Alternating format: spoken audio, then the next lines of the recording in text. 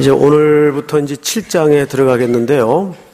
이제 7장부터는 주제가 결혼, 이혼, 독신 이런 주제들입니다. 그래서 굉장히 기대들을 하고 오셨을 텐데 너무 한 주제마다 커요, 내용들이. 그래서 오늘은 결혼의 문제만 여러분들과 좀 다루기로 하고, 독신 또는 이혼 문제는 이제 다음 시간으로 아무래도 미뤄야 될 것 같습니다. 우선 7장 1절서부터 7절까지 내용을 보시면 이런 전제 구조를 좀 이해하실 필요가 있어요. 저를 보십시오. 우리는 이제 일반 독자이다 보니까 아무래도 이 성경의 그 원어로 된 헬라어를 직접적으로 대하는 경우가 쉽지 않습니다. 또 배운 적도 없고, 또 서로 가끔 가다가 설교 시간에 목사님들을 통해서 뭐 단어 몇 마디 정도 들은 거 가지고는 이 원뜻을 이렇게 깊게 이해하기는 좀 한계가 있고 해서 설명을 좀 들으실 필요가 있는데, 헬라 말의 그 문법 체계는 사실 주어 동사가 앞뒤가 막 뒤집어질 때가 많아요. 그리고 특별히 인용 부호가 없습니다. 그러니까 영어로 얘기하거나 또 우리말에도 보면은 따옴표라는 게 있죠. 누가 말한 것을 인용할 때 인용 부호가 반드시 있도록 되어 있습니다. 그런데 헬라 문법에는 인용 부호라는 개념 자체가 없어요. 해서 후대에 그런 문법 체계로 그 원전을 학자들이 대하다 보니까 해석의 혼선이 굉장히 많이 생겼습니다. 대표적인 케이스가 오늘 이 7장의 경우들입니다. 자, 1절을 보시면 이렇게 되어 있어요. 너희가 쓴 문제에 대하여 말하면, 자, 잠깐 또 앞을 볼까요? 이제 7장서부터 16장까지는 사실상 어떤 유형의 글들인가 하면 이 편지 앞서서 고린도 교인들이 교회 설립자인 사도 바울에게 자기네들끼리 심각하게 논쟁거리가 된, 그래서 그것이 교회에 상당한 문제가 되어 있는 어떤 몇 가지 주제들을 질의서를 던진 겁니다. 선생님, 이 문제는 선생님 생각에는 어떻게 생각합니까? 그런데 거의가 질문을 위해서 질문을 했다기보다는 자기네들이 의견이 나누어져서 한쪽은 이걸 주장하고 또 다른 한쪽에서는 이걸 주장하다가 각자가 자기들의 주장에 대한 어떤 정당성을 확인받고 싶거나 또는 그것이 옳다라는 것을 의로운 차원에서 드러내기 위해서 질의를 던진 경우가 거의 대부분이에요. 그런 감각으로 오늘 본문을 봐야 되는데 7장서부터 16장까지는 전부 그런 질문에 대한 사도 바울 나름대로의 순서를 따라서 답변을 쓴 편지 형식입니다. 그래서 시작이 이렇게 되죠. 너희가 쓴 문제에 대하여 말하면. 자, 또 25절을 볼까요? 처녀에 대하여는, 이런 주제도 이들에게는 상당히 나름대로 편이 갈라져서 심각한 이슈가 되었던 문제예요. 8장 1절을 볼까요? 우상의 제물에 대하여는, 전부 이런 투죠. 12장 1절을 볼까요? 12장 1절. 형제들아, 신령한 것에 대하여 나는 너희가 알지 못하기를 원치 아니하노니. 같은 패턴입니다.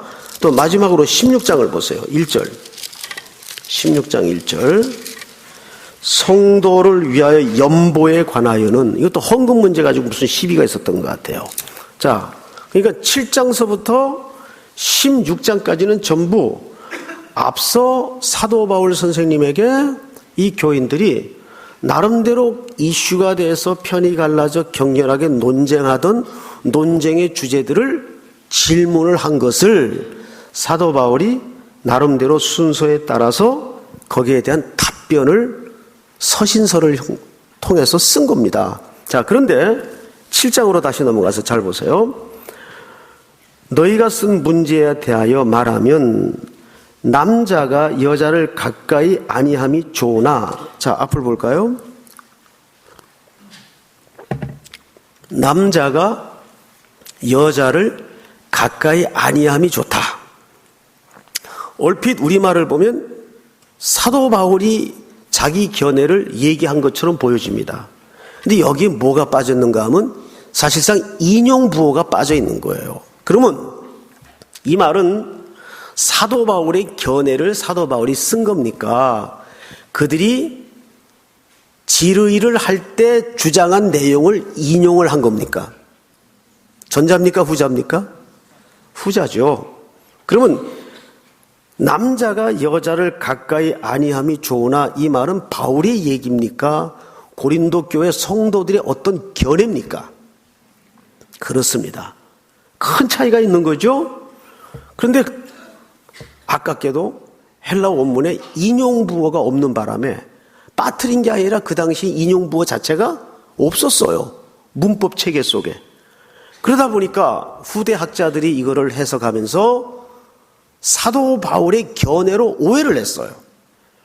그래서 오랜 세월 동안 사도 바울은 남자가 여자를 가까이 하는 것을 금했다, 이렇게 해석을 밀어붙였어요. 그래서 오랜 세월 이 문제에 대해서 해석학적인 혼란이 있었습니다. 근데 그 말이 아니에요. 사도 바울이 이제 질문을 받고 그들의 말한 내용을 인용해서 너희가 이렇게 말했지만 하면서 너희가 쓴 문제에 대하여, 어떤 문제? 남자가 여자를 가까이 아니함이 좋다는 이 문제에 대해서, 이런 뜻이에요. 자, 그러면 이것은 사도 바울의 견해가 아니죠. 사도 바울이 이들의 견해에 대해서 이제 진짜 얘기를 하고 싶은 겁니다. 전혀 다른 문제예요. 자, 그러면 고린도 교회 성도들 가운데 일부가 어떤 생각을 갖고 있었는가 하면 남자가 여자를 가까이 아니함이 옳다라는 생각을 갖고 있었어요. 자, 이 생각이 도대체 어디서 시작된 생각인가를 좀 이해를 가지고 본문을 들어갈 필요가 있어요.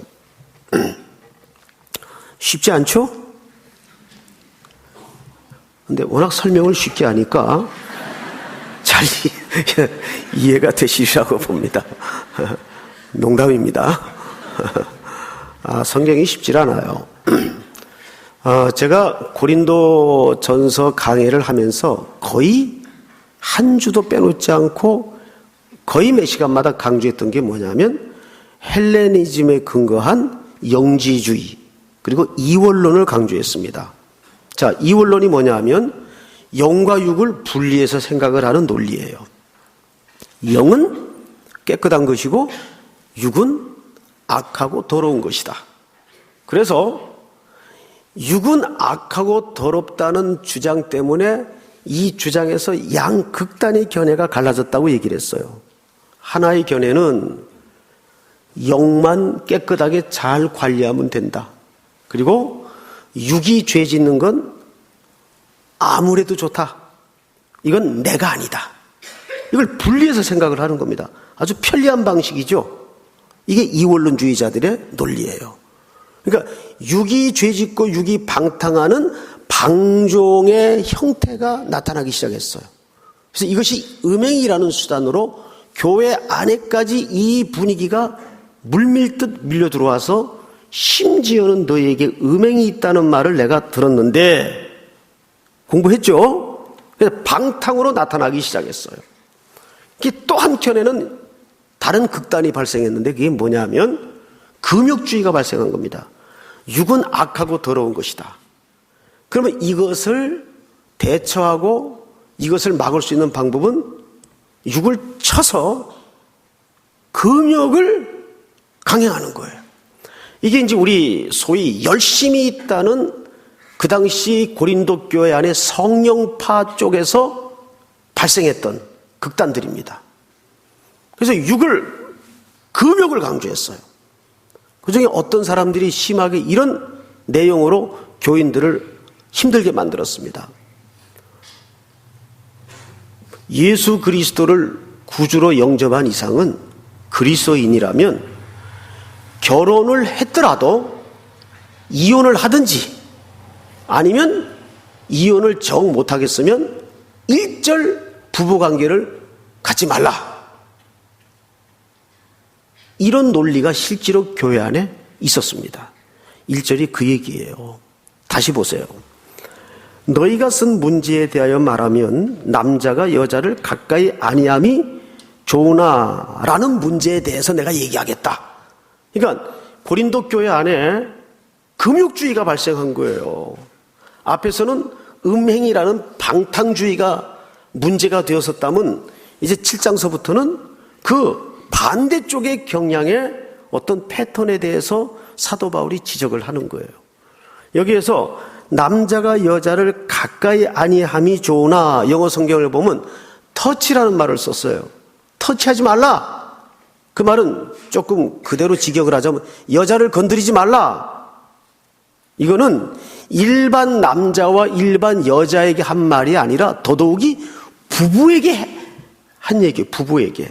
그러니까 금욕주의자들이 그런 식의 논리를 펴서 그리스도인들에게 주입시키고 강요를 하기 시작했습니다. 그러니까 이혼을 하든지 아니면 하기 싫다면 일절 건드리지 마라. 이게 뭐예요? 금욕주의예요. 잘못된 금욕주의라 그 말이에요. 아멘? 이젠 정확히 이해가 되죠, 여러분? 예, 그 얘기입니다. 그래서 여기 여자를 가까이 하지 말라는 말은 영어 성경에는 터치하지 마라. 원문에는 관계를 맺지 말라 그 말이에요. 이 말은 금욕주의자들에 대한 사도 바울의 입장을 하나님의 성령의 영감을 통해서 이제 입장 정리를 해주는 거예요. 2절 그런 배경하에 2절 시작. 음행을 피하기 위하여 남자마다 자기를 두고 여자마다 자기 남편을 두라. 자, 여러분, 음행을 피하기 위하여 남자마다 자기 아내를 두고 여자마다 남편을 두라. 자, 이 문제에 대해서 여러분들이 이런 오해를 가지면 안 됩니다. 야, 그러면 결혼이라는 것이 단순히 이런 음란을 방지하기 위한 수단에 불과한 것이 결혼이라면 이건 좀 문제가 있지 않냐? 과연 그 얘기일까요? 여러분, 이 얘기는 결혼의 목적이 단순히 그런 부도덕한 음란을 방지하기 위해서 결혼을 하라는데 이 말의 목적이 있는 게 아닙니다. 물론 결혼이라는 다양한 얼굴 속에는 그 측면이 분명 있어요. 분명히 그 측면이 있습니다. 그러나 이거를 결혼이란 음행을 방지하기 위해서 하는 것이다라고 동의어로 이해를 해버리면 결혼에 대한 잘못된 개념을 갖게 되는 겁니다. 주의해서 들어야 돼요. 그러니까 당시 고린도 교회의 특수한 금욕주의자들에 대한 상황 때문에 사도 바울이 이 얘기를 하는 거예요. 자, 그러면 2절의 얘기가 도대체 무슨 얘기일까? 음행을 피하기 위하여 남자마다 자기 아내를 두고 여자마다 자기 남편을 두라. 이 말은 정확하게 일부 일처를 성경이 강조하는 거예요. 한 남자가 여러 아내를 두고 여러 여자가 또는 한 여자가 여러 남편을 두고 이건 있을 수 없다 그 말이에요. 이것은 창세기의 에덴 동산에서부터 하나님께서 결혼이라는 제도를 설립하실 때부터 시작된 중요한 기초 원리입니다. 그런데 그 결혼이라는 얼굴은 매우 다양하고 풍성한 얼굴을 갖고 있는데 그 중에 하나의 얼굴이 피차 부도덕한 행위를 방지하기 위해서 아내를 두고 남편을 두도록 되어 있는 거예요. 믿습니까? 자, 그렇다면 이제 여기에서 우리가 결혼이라는 문제에 대해서 조금 더 깊게 생각을 해보겠습니다. 성경에는 결혼에 대해서 다양하게 소개를 하고 있는데 오늘은 우리가 에베소서를 중심으로 도대체 하나님은 왜 이 땅에 결혼이라는 제도를 허락하셨는가? 자, 저를 보세요. 창세기 부분은 제가 그냥 설명을 드리겠습니다. 하나님이 처음에 아담을 만드셨어요. 아담을 만든 재료는 뭐죠? 흙입니다. 흙으로 아담을 만드시고 코에 생기를 불어넣으셔서 하나님의 형상대로 사람을 만드셨어요. 그리고 아담을 잠들게 하신 후에 여자를 갈비를 취해서 만들었습니다. 여자를 만든 재료는 뭐죠? 뼈입니다. 뼈. 그러니까 남자가 일단은 재료학적으로도 딸려요. 재료가 달라요. 그래서 여자한테 함부로 덤볐다가는 뼈도 못 치릅니다. 그리고 하나님께서 작업을 하나 하셨습니다. 각종 짐승들을 아담에게다 갖다가 댑니다. 그 이제 아담이 한 놈 한 놈을 보더니 이건 곰, 저건 사자, 저건 기린, 이게 이름을 주어요. 히브리 개념에 이름을 준다는 말은 단순히 장명을 한다는 개념을 뛰어넘어서 그 속성과 의미를 꿰뚫어 본다 그 말이에요. 그 가치를 꿰뚫어 보다 그 말이에요. 그게 이름을 주는 거예요. 그리고 나서 그 속에 성경이 기록하기를 돕는 배필이 없으므로 이런 표현이 나와요. 그러면 하나님이 그냥 단순히 아담에게 짐승 이름 어떻게 짓나 보려고 갖다 댔을까요? 아니면 어떤 필요를 일으키기 위해서 짐승들을 갖다 댔을까요? 돕는 배필의 필요를 위해서 짐승을 갖다 댄 겁니다. 보니까 다 짝이 있어요. 암수 짝이 있어요. 근데 그 중에는 아담에게 격이 맞는 돕는 배필이 없더라고요. 그래서 사람이 독처하는 것이 옳지 못하니, 좋지 못하니 하나님이 누구를 갖다 댑니까? 그제서야 하와를 갖다 대요.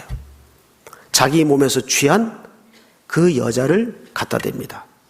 그러니까 그 여자를 보자마자 아담이 시 중에 시요, 노래 중에 노래인 유명한 고백 하나를 터뜨려내죠. 이는 내 뼈 중에 뼈요, 살 중에 살이로다. 이 말은 정확하게 다른 말로 하면 이런 뜻입니다. 딱 보니까 유일하게 격이 나하고 같고 보니까 나라고요. 나. 뼈 중에 뼈요, 살 중에 살이라는 말은 보니까 나더라고요. 나. 그래서 하나님이 우리의 형상대로 사람을 빚으사라는 말은 무슨 뜻인가 하면 단수로 썼어요. 하나님이 사람을 만들었어요. 그러니까 아담과 하와는 둘이 합하여 뭐가 됐죠? 한 몸이 됐어요. 이것은 장차 예수 그리스도와 교회인 신부가 어떻게 결합되고 온전한 구원이 이루어질 것인가를 이미 창세기에서 아담과 하와를 통해 그렇게 설명하는 거예요. 볼까요? 우리 에베소서 5장을 열어보십시다. 에베소서 5장.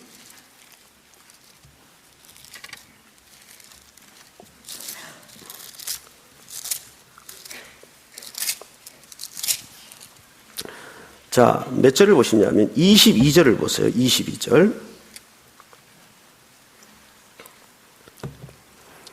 저하고 좀 교독을 합니다. 아내들이여 자기 남편에게 복종하기를 주께 하듯 하라. 이는 남편의 아내의 머리됨이 그리스도께서 교회의 머리됨과 같음이니 그가 바로 몸의 구주시니라. 그러므로 교회가 그리스도에게 하듯 아내들도 범사에 자기 남편에게 복종할지니라. 아멘. 목사들이 꼭 여기까지만 읽어요. 그래서 계속 아내들에 대해서만 강조를 합니다. 자, 여러분 잠깐 앞을 보세요. 사도 바울이 이 고린도를 쓸 때에도, 고린도 전서를 쓸 때에도 그 당시 여자의 지위는 우리나라 역사의 그 유명한 남존여비 사상보다 더 비참했어요. 남존여비라는 게 뭐예요? 남자가 존재하는 한 여자는 비참하다 준말 아니에요. 그게 남존여비거든요. 우리나라 역사를 보면 여자들이 얼마나 비참하게 살았어요. 무슨 인권이 있었어요. 사람 축에도 못 끼었죠. 그런데 1세기 때는 더했습니다. 일절 여자는 남자를 택할 권리가 없었어요. 그냥 버려졌어요. 그래서 신명기서에 모세의 율법에 이혼 증서를 주라는 말은 이혼을 사실상 허락한 말이 아니에요. 못된 남자들이 별별 흠과 트집을 잡아서 뭐 코가 좀 삐뚤어졌다, 요리를 못한다, 이런 트집을 잡아서 여자를 버려요. 내쳐요. 그것을 방지하기 위해서 법을 하나 더 만든 거예요, 사실은. 이혼을 허락한 것이 아니에요, 원래는. 원뜻이. 그걸 우리가 문자적으로 율법적으로 잘못 해석을 한 거죠. 그걸 예수님 시대에 와서 바로잡지 않습니까? 그 성문법의 그 원뜻이 무엇인가를 예수님이 나중에 바로잡아 주잖아요. 자, 그런데 성경을 보세요. 24절, 25절. 남편들아, 아내 사랑하기를 그리스도께서 교회를 사랑하시고 그 교회를 위하여 자신을 주신같이 하라. 자, 여기 잘 보시면 남자에게도 여자에게, 아내에게 복종할 것을, 사랑할 것을 강조했습니까? 안 했습니까? 강조했단 말이에요. 이건 피차 동복이에요. 자, 이 결혼의 제도가 왜 중요한가? 26절 시작. 이는 곧 물로 씻어 말씀으로 깨끗하게 하사 거룩하게 하시고 자기 앞에 영광스러운 교회로 세우사 티나 주름 잡힌 것이나 이런 것들이 없이 거룩하고 흠이 없게 하려 하심이라. 앞을 보세요. 이상하게 부부관계의 주된 목적지를 행복으로 말하지 않고 거룩으로 설명했어요. 그런데 오늘날 세상의 일반 가정은 가정의 가장 숭고한 가치를 어디서 찾으려고 하죠? 행복에서 찾으려고 해요. 그런데 여기는 가정의 가장 핵심 가치가 되고 기초가 되는 부부관계의 목적지를 거룩으로 설명하고 있어요. 왜 그랬을까요? 이유를 들어보십시오. 27절. 자기 앞에 영광스러운 교회로 세우사 티나 주름 잡힌 것이나 이런 것들이 없이 거룩하고 흠이 없게 하려 하심이라. 이와 같이 남편들도 자기 아내 사랑하기를 자기 자신같이 할지니 자기 아내를 사랑하는 자는 자기를 사랑하는 것이라. 자기 아내를 사랑하는 자는 누굴 사랑해요? 예, 아내가 누구이기 때문에 나예요, 나. 아담이 고백한 바로 그것. 내 뼈 중에 뼈, 살 중에 살. 자, 이 부부관계를 통해서 계속 사도 바울이 에베소 교회 성도들에게 에베소서를 통해서 뭘 강조하는가를 보십시다. 30절, 29절. 누구든지 언제나 자기 육체를 미워하지 않고 오직 양육하여 보호하기를 그리스도께서 교회에게 함과 같이 하나니. 자, 여기서 뭐와 무엇이 등장하냐면 그리스도와 무엇이 등장하죠? 교회. 아멘? 그러니까 부부관계를 통해서 우리가 이해하고 깨닫고 배워야 될 게 뭐냐면 하나님의 나라와 교회의 그림을 배우는 거예요. 그리스도께서 자기의 몸된 교회를 어떻게 사랑하셨나. 그래서 몸으로 사랑하는 법을 배우는 겁니다. 여기서 육체라는 말이 나오죠. 29절. 누구든지 언제나 자기 육체를 미워하지 않고. 여기서 자기 육체는 누굴 가리킬까요? 자기 몸뚱이를 가리킬까요? 자기 배우자. 그 자기 배우자, 육체가 자기예요, 자기.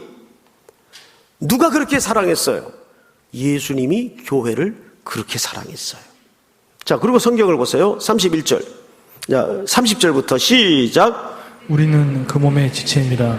시작. 그러므로 사람이 부모를 떠나 그의 아내와 합하여 그 둘이 한 육체가 되지니 이 비밀이 크도다. 나는 그리스도와 뭐에 대하여? 할렐루야. 이제 앞을 보세요. 결국 이 부부간의 상호간의 의무와 책임과 사랑의 문제가 에베소 5장을 보니까 어디로 결론이 나요?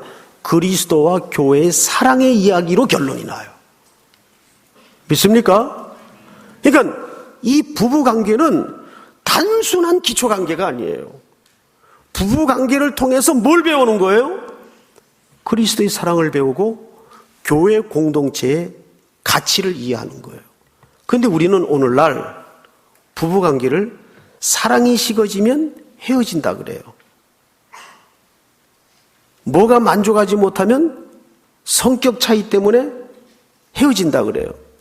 이거는 뭘 이해하지 못한 까닭인가 하면 결혼이라는 관계가 법적인 계약이라는 걸 잊어버리기 때문에 그래요. 저도 이제 매주 거의 주례를 지금 하고 있는데 주례 순서 속에 반드시 무슨 순서가 들어가죠? 서약식이 들어가요. 서약식이 왜 들어갑니까? 그게 계약이기 때문에 그래요. 이 계약은 그리스도와 신부인 우리가 그리스도의 죽음 안에서 맺은 계약을 연습하는 관계가 그 부부 관계이기 때문에 그렇습니다. 믿습니까? 이건 굉장히 중요한 훈련의 현장이에요. 그래서 부부가 살면 신기한 게 뭐냐면 제일 가까운 내 몸인데 제일 갈등이 많고 제일 다툼이 많아요. 왜 그럴까요? 타락한 본성 때문에 그런 겁니다. 그 안에서 우리는 타락한 본성을 들켜가면서 구주의 은혜를 사모하고 소망하며 배우게 되는 거예요. 무슨 관계를 통해서? 부부 관계를 통해서. 그러니까 부부 관계는 늘 싸움과 갈등의 연속이게 돼 있습니다. 왜 그렇게 묶어놨느냐? 그렇게 싸움과 갈등의 연속을 극복함으로써 오 참 신랑이신 예수여 어서 오시옵소서, 그분을 소망하는 발판이 되기 때문에 그래요. 조금 역설이긴 하지만 사실이에요. 그래서 배우자에게 진저리를 내가면서 살아가는 거예요.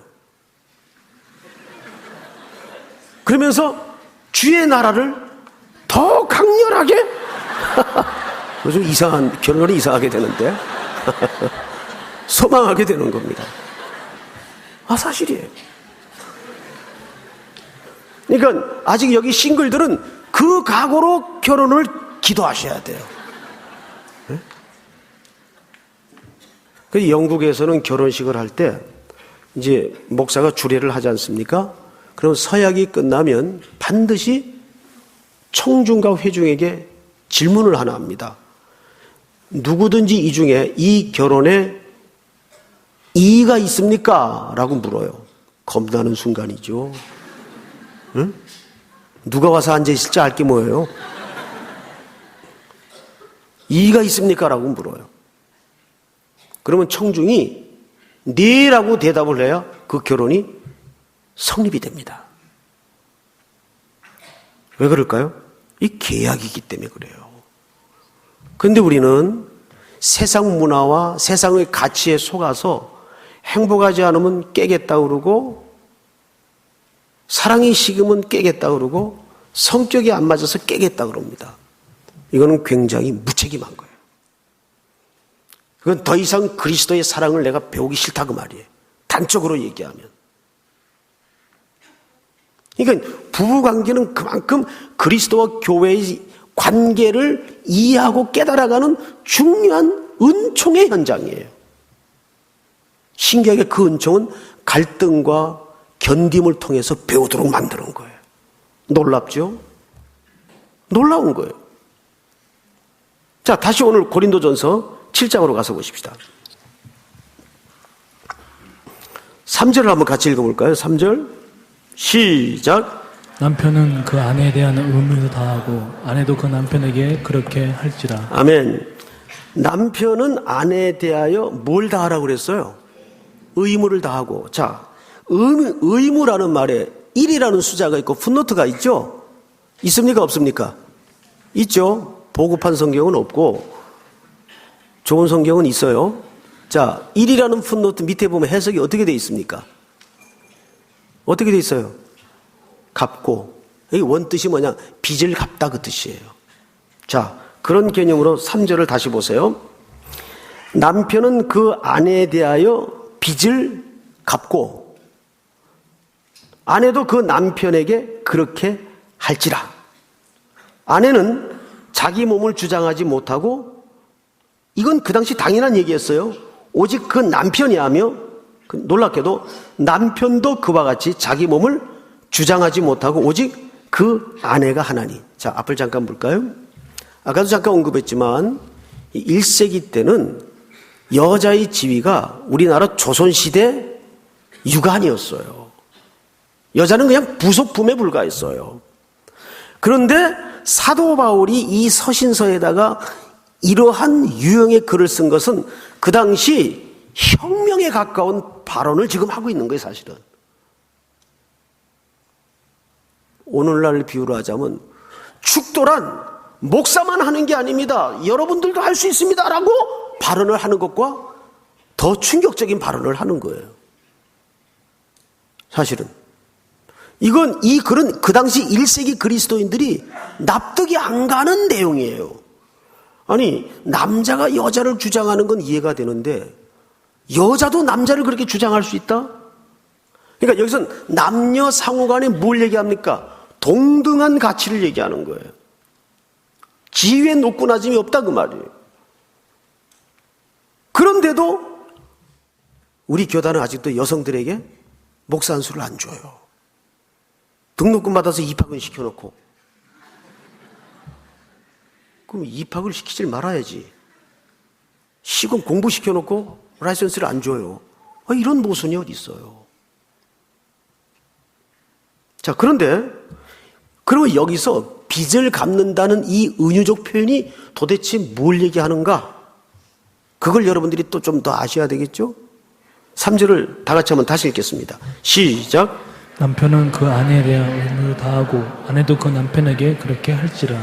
자, 이 말은 정확히 부부관계를 얘기합니다. 부부의 성적인 관계를 얘기해요. 사도 바울이 일부러 이것을 왜 이렇게 구체적으로 강조했을까요? 금욕주의자들에 대한 잘못된 이해 때문에 그거를 고치고자 하는 거예요. 금욕주의자들이 뭐라고 주장을 했다고요?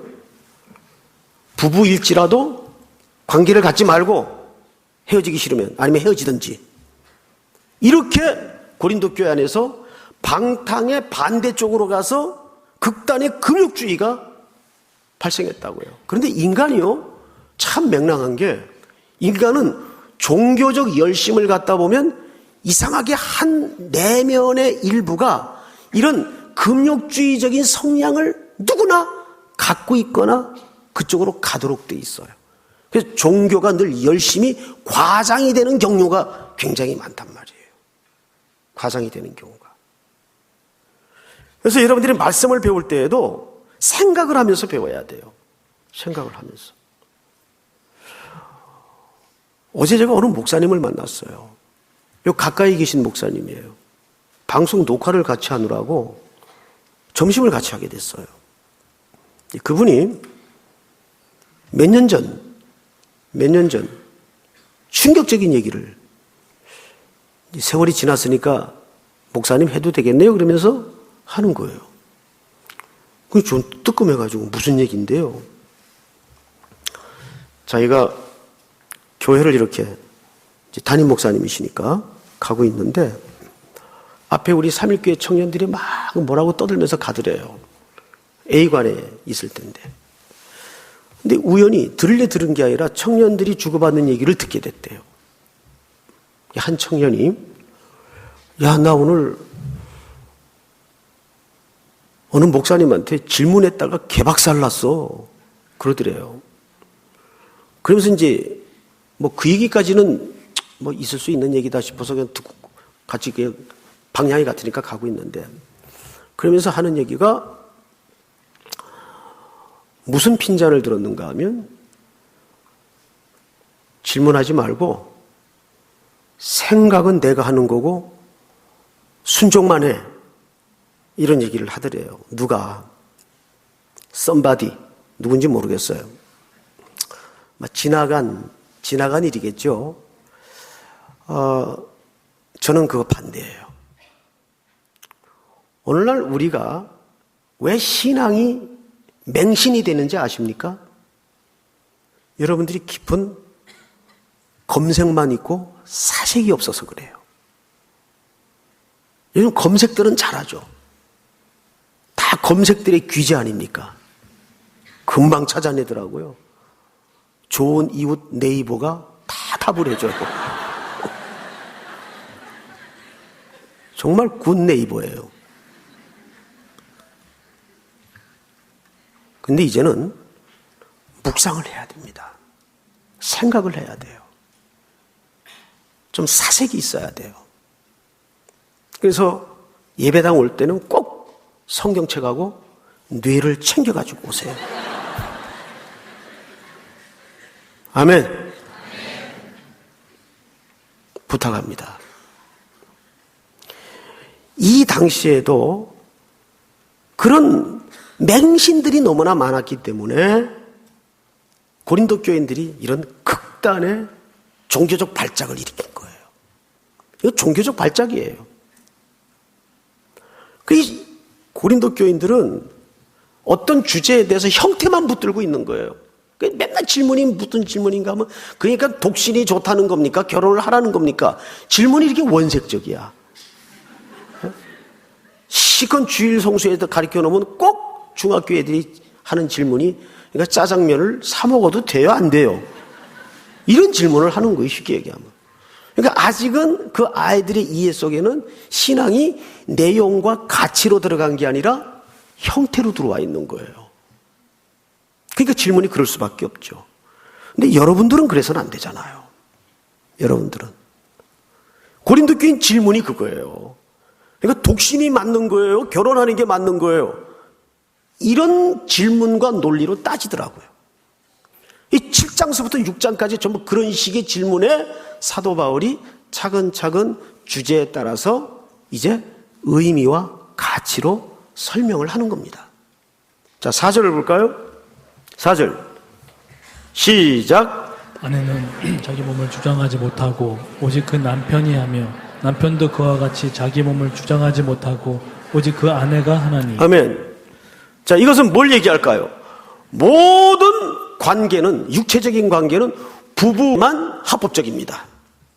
자, 여기에 대해서 이의 있는 사람 없죠?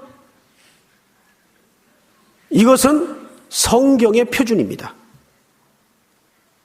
믿습니까? 미국의 PCUSA라는 교단이 있어요. 미국 장로교 교단을 얘기하는 거죠.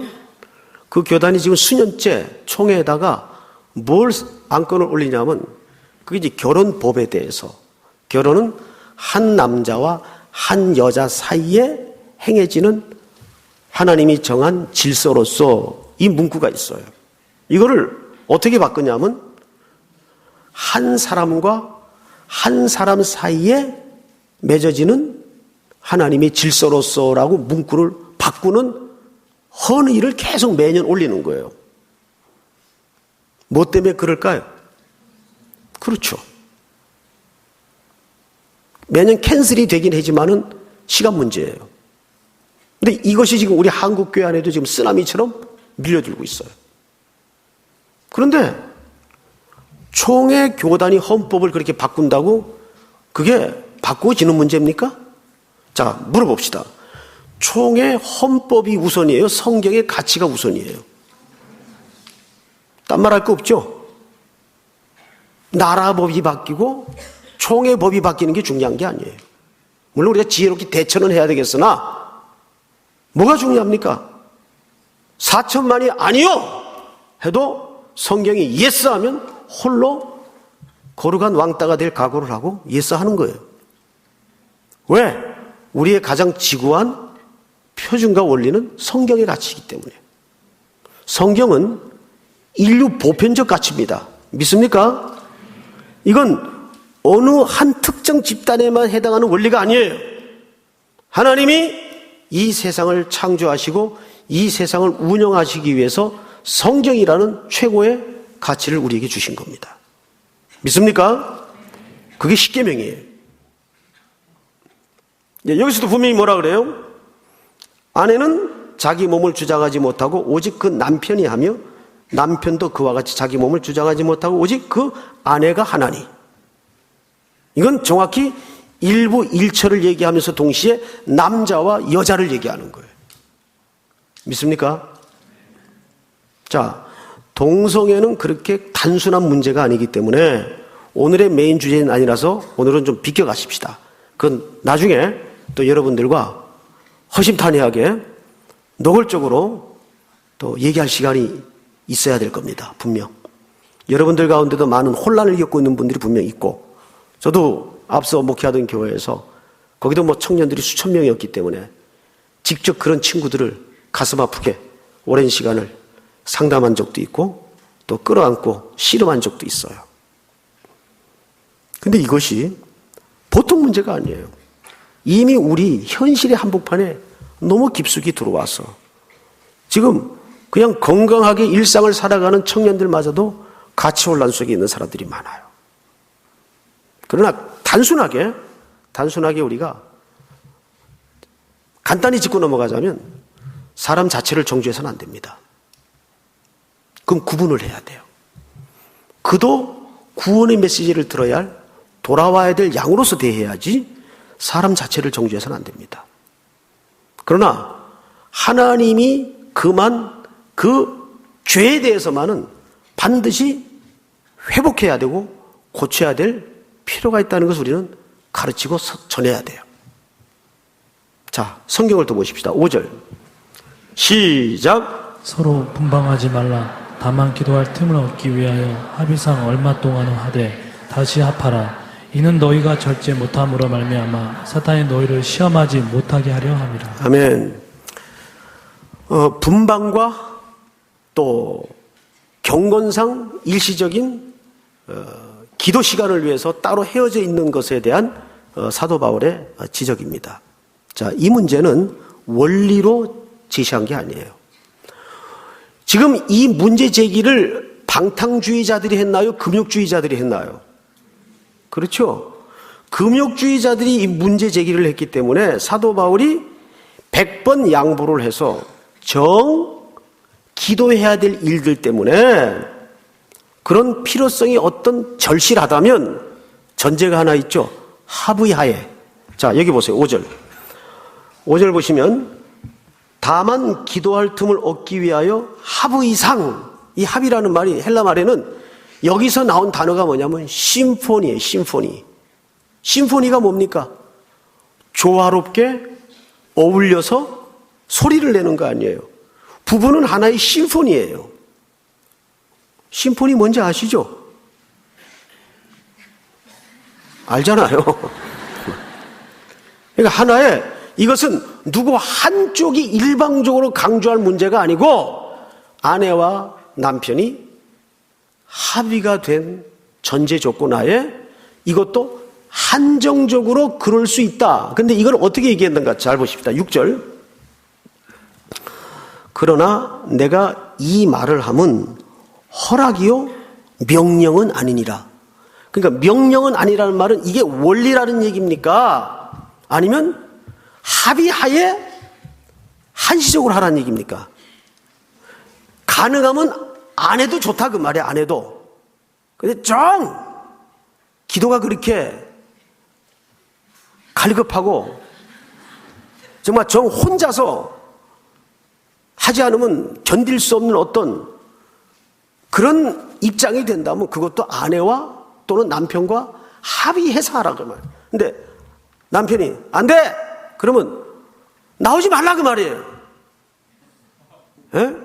부득부득 그래도 보따리 싸가지고 기도원 가서 남편한테 욕먹고 가정 파탄 일으키고 하는 지혜 없는 여성들을 너무 많이 봐요. 너무 많이 봐. 그러면 그 남편이 전부 누구한테 들이왔습니까? 죄 없는 나한테 와서 뭐라 그래, 나한테. 내가 뭐 올라가라 그랬어, 지시를 했어. 괜히 애꿎은 목사하고 삼각관계 만들어 놓지 말고. 그래서 합의가 필요한 거야, 합의가. 남편이 하지 말라면 하지 마세요. 그건 거꾸로. 아내가 원치 않으면 하지 마세요. 그래서 이거는 허락이지 명령이 아니라 그랬어요. 이거 원리가 아니다 그 말이에요. 원리가. 이 말 뜻이 무슨 뜻인지 아시겠죠? 예. 왜? 부부가 생리상 떨어져서 오래 있다 보면 뭐가 틈이 탄다고요? 사탄이 틈이 탄다고요. 사탄이 그것만큼 좋은 먹잇감은 없어요. 그래서 가능하면 부부는 싸워도 한 침대에서 그 좁은 방을 안방으로 만드세요. 어디 갈 데가 없이. 아주 작은 방을 안방으로 만들어가지고 싸워도 하여간 살이 부딪혀서 잘 수밖에 없는 그런 구석방 같은 데를, 침대 밀어놓으면 침대가 다 차지하는 그런 방 해가지고 싸워도 한 침대에서 자고, 아예 결혼할 때 그런 거 약속을 하세요. 약속을. 그런데 오늘날 떡 먹듯이, 떡 먹는 것도 쉬운 일은 아니지만 부부가 분방을 해요. 따로 자요. 아예 기러기 아빠들도 있잖아요. 이게요, 집에 들어갔는데 맞이해준 사람도 없고 껌껌한데 진짜 이거 혼자 밥을 먹고, 이게 사람 아주 피를 마르게 하는 겁니다. 그러면 별 나쁜 생각들이 다 밀려와요. 내가 지금 뭐 하는 건가? 이게 사는 건가? 별별 생각이 다 밀려 들어오는 거예요. 제가 얼마 전에 세종시 국무총리실에 우리 교회 그 청년들이 몇 분 계시더라고요. 그래서 그 덕분에 이제 거기 세종시 정부청사 그 부활절 기념 예배를 인도하러 내려갔다 왔어요. 그 직원들이 죽으려고 그래요. 이게 뭐 하는지 모르겠대요. 3분의 1은 서울에서 출퇴근, 3분의 1은 거기 원룸 얻어가지고 독수공방 빈방에 부득하니 살림이 뭐 제대로 있기래요. 그리고 문 나가면 벌판에 아무것도 없어요. 아무것도. 완전 유배된 것 같아요. 유배된 거. 뭐 하는지 모르겠대 진짜. 그리고 이제 3분의 1은 아예 가족들이 다 내려온 거예요. 그런데 뭐 살린 기반이 하나도 없어요. 아직은. 내가 볼 때는 한 10년은 돼야 그래도 도시꼴이 되겠어요. 그럼 그 사람들 다 은퇴할 때입니다. 은퇴. 10년 후에는. 참 우리나라 참 이 행정 밀어붙이는 거 보면 놀라운 나라예요. 이게 대한민국밖에는 그렇게 못해요. 막 동네 뜯어고치자면 확 밀어가지고 말이죠. 또 뜯어고치고 말이죠. 참 이게 가능하다는 게 난 참 상상이 안 가는 대한민국입니다. 훌륭하다고 해야 될지 이해가 안 되는 겁니다. 자, 이제 마지막으로 성경을 좀 보십시다. 6절.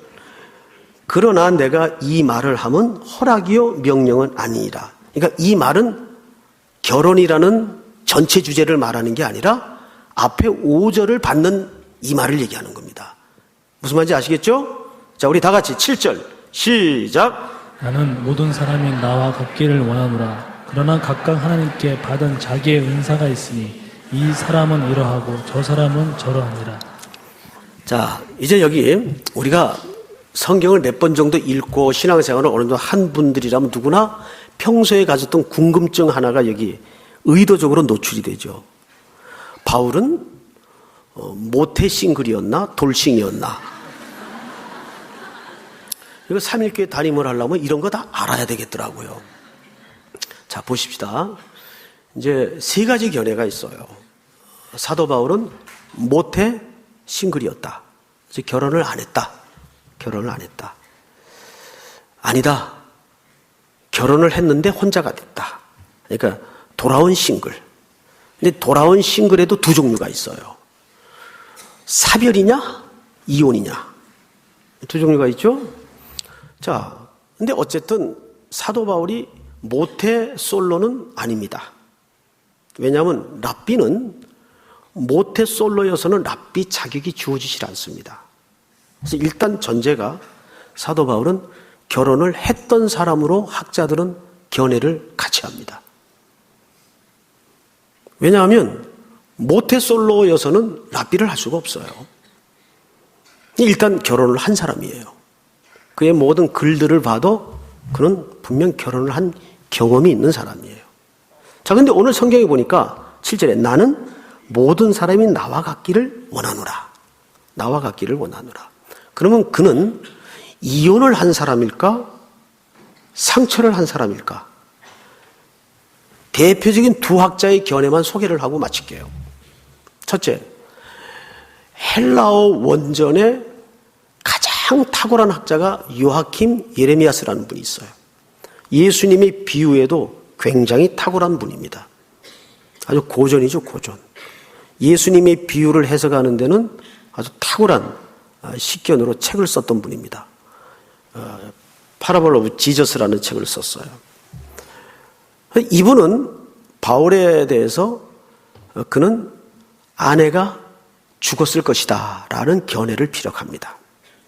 그런데 세계적인 신약자인 우리나라의 그 김세훈 박사의 스승이 되는 영국의 신학자 F.F. 브루스라는 분이 있어요. 이분은 어떤 견해를 갖고 있는가 하면 사도 바울은 이혼을 당한 사람일 것이다. 이혼을 한 사람이 아니라 이혼을 환경적으로 당한 사람일 것이다. 그런데 어느 쪽이 맞냐는 누구도 장담할 수가 없어요. 성경에 딱히 딱 부러지게 설명한 데가 없기 때문에. 그런데 거의가 많은 학자들이 어느 쪽에 무게를 실어주냐 하면 후자 쪽에다 실어줍니다. 그 근거를 이렇게 설명합니다. 예를 들어서 사도 바울이 원래는 철저한 율법주의자요 유대주의자로서 예수 그리스도를 심한 정도가 아니라 죽이기 위해서 예수 믿는 사람들을 체포하러 저 국경 도시인 다마스커스까지 쫓아갔던 사람이에요. 그러다가 그 언덕에서 부활의 주님을 만나게 됩니다. 그리고 그는 인생이 획가닥 뒤집어져요. 그리고 그때부터 예수 그리스도의 추종자가 되어서 그리스도의 사도가 되고 지혜자가 되죠.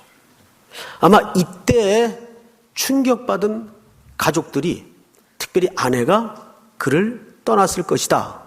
이게 요즘 학자들 간에 타당한 견해입니다.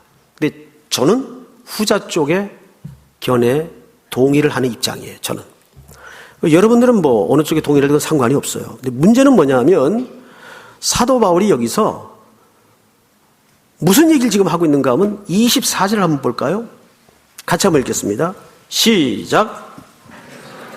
각각 부르심을 받은 그대로 하나님과 함께 거하라. 여기 제일 중요한 단어가 그대로 지내라 그 말이에요. 그러니까 여기서 말하는 건 뭐냐면 사도 바울이 결혼을 하는 게 맞냐 독신으로 지내는 게 맞냐 이건 중요하지 않다 그 말이에요.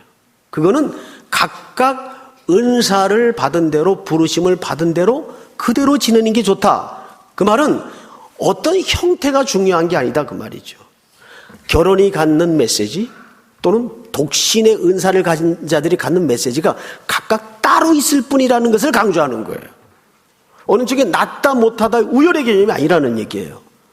자, 이제 다음 시간에는 이 독신의 문제에 대해서 실제적인 이름을 대가면서 이제 말씀을 나눌 겁니다.